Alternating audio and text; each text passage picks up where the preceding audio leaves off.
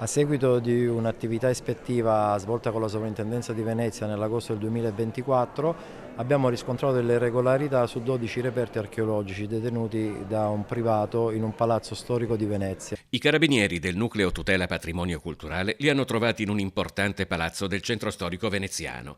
Questi antichi reperti archeologici non solo risalgono al IV secolo a.C., 2500 anni fa, ma sono anche di pregevole fattura e soprattutto arrivano probabilmente da scavi clandestini.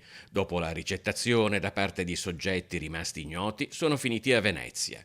In ogni caso, senza titoli di proprietà, il bene archeologico appartiene sempre allo Stato. Invito le persone che hanno dei dubbi o dice detengo un oggetto, non sono un esperto, non sono competente, vorrei un consulto, quindi potrei fare un'istanza alla sovrintendenza di zona e chiedere consiglio. Dirette dalla Procura di Venezia, le indagini si sono svolte con la collaborazione della soprintendenza.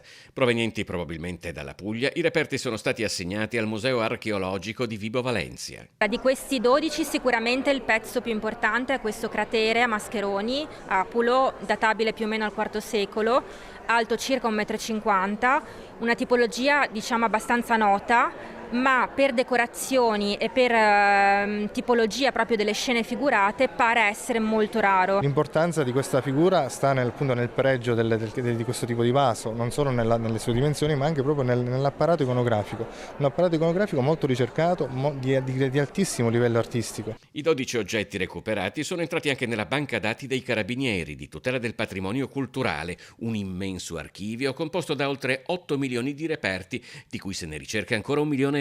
Grazie alle implementazioni tecnologiche, la banca dati consente un controllo del web che avviene anche in questo momento e ci riporta dei match positivi tra gli oggetti posti in vendita sul mercato online e ciò che noi abbiamo censito nella nostra banca dati. Questo è un primato nazionale, ma direi di più anche mondiale.